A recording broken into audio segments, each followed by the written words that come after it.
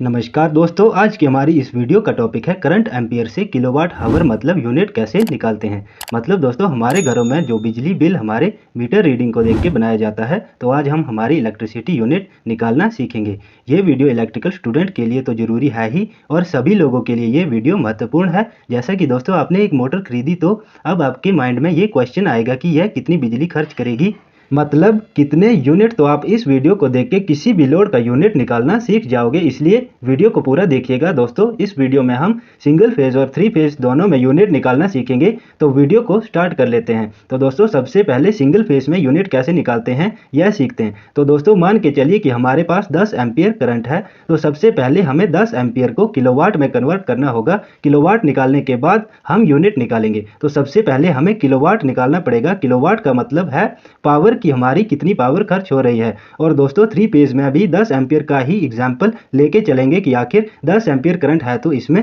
भी कितनी पावर होगी और कितने यूनिट का खर्चा होगा। तो दोस्तों, आपको पता है कि हमारे सिंगल फेज में 220 वोल्ट होता है, और साथ साथ आपने एक वर्ड और भी सुना होगा कि पावर फैक्टर। दोस्तों, अगर आपको पावर फैक्टर पता है, अगर नहीं पता तो आप यहाँ पर 0.9 मान के चलिए। दोस्तों, मैं यहाँ पर पावर फैक्टर 0.9 मान के क्यों चल रहा हूँ, क्योंकि दोस्तों हमारे घरों में जो पावर फैक्टर होता है वो ऐसे चलता है, जैसे 1 और ख़राब है तो 0.9, और इससे भी ख़राब है तो 0.8, इससे भी ख़राब हो तो 0.7। मतलब जैसे जैसे पावर फैक्टर ख़राब होता है वैसे वैसे कम होता जाता है। तो दोस्तों, हमारे घरों का पावर फैक्टर अच्छा होता है, इसलिए हम मान के चलते हैं 0.9 cos theta.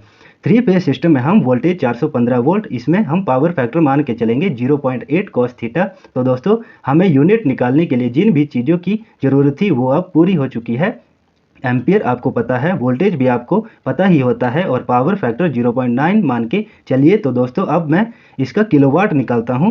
Single phase system और साथ साथ मैं थ्री फेज का भी किलोवाट निकाल दूंगा। तो कभी भी हमको किलोवाट निकालना है तो हमारे पास करंट हो गया, एक हो गया वोल्टेज और एक पावर फैक्टर। तो दोस्तों, सिंपल है, इन तीनों को मल्टीप्लाई कर देंगे तो हमारा किलोवाट आ जाएगा। बहुत ही सिंपल है, आप कभी नहीं भूलोगे। तो करंट कितना है 10 एम्पियर, वोल्टेज कितना है 220 वोल्ट, और पावर फैक्टर कितना है 0.9। तो इन तीनों को मल्टीप्लाई कर लेते हैं। इनको मल्टीप्लाई करने पर आएगा 2200 इंटू 0.9, और इन सब को मल्टीप्लाई करने पर बाद में जो वैल्यू आएगी वो आएगी 1980। दोस्तों, ये जो वैल्यू आई है ये आई है हमारी वाट में। अब दोस्तों, वाट को किलोवाट में बदलना बहुत ही ईजी होता है। वाट को किलोवाट में कन्वर्ट करना हो तो वाट में 1000 का भाग करना होता है, क्योंकि दोस्तों आपको पता है 1000 वाट इजिकल टू 1 किलोवाट होता है। इनको डिवाइड करने पर हमारा आ गया 1.98 किलोवाट। तो दोस्तों, थ्री फेज में अभी वाट और किलोवाट निकालते हैं, उसके बाद हम यूनिट निकालेंगे। यूनिट का मतलब होता है दोस्तों किलोवाट हावर। अभी हमारे पास वाट आ गया है,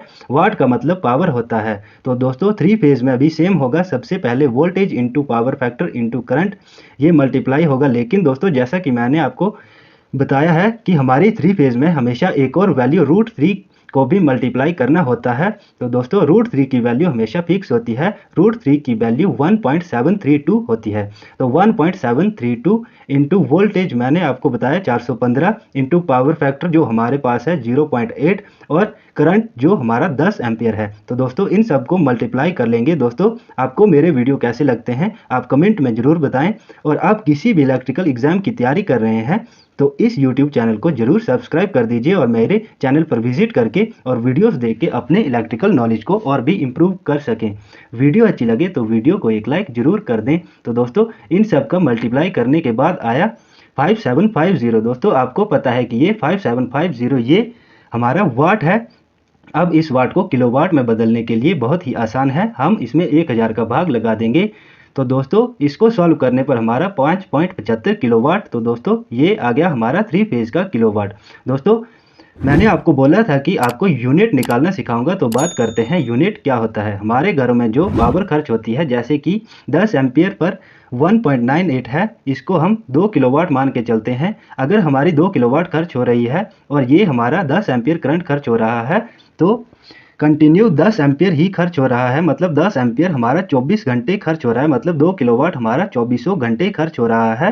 तो 2 किलोवाट इंटू 24 कर लो आप, इसको 2 इंटू 24 मतलब 48 किलोवाट हावर, मतलब 1 घंटे में 2 किलोवाट खर्च कर रहे हो। दोस्तों ये सिर्फ एक एग्जाम्पल है, 48 किलोवाट बहुत ही ज़्यादा करंट होता है डेली का। दोस्तों इसको आसान भाषा में समझते हैं ताकि आप किसी लोड का यूनिट इजीली निकाल सको। दोस्तों किलोवाट हावर मतलब हमारे यूनिट निकालने का फॉर्मूला होता है, तो क्या होता है वाट इंटू हावर और बटे में 1000। तो सबसे पहले इसी इक्वेशन को सॉल्व करते हैं। मान के चलो हमारा यूनिट 5 रुपये है, तो 10 एम्पियर लोड पर हमारा किलोवाट हावर 2 किलोवाट हमने खर्च की 24 घंटे। तो फॉर्मूला क्या बनेगा 2000 इंटू 24 और बटे में 1000। इसे सॉल्व करने पर हमें प्राप्त हुआ 48 यूनिट एक दिन में। अगर सरकार यूनिट 5 रुपये दे रही है तो हमारा डेली का बिल 48 इंटू 5 240 रुपये होंगे। अब इस एग्जाम्पल से आप पक्का समझ जाओगे, क्योंकि यहाँ पर लोड एक बल्ब है। तो दोस्तों हमारा एक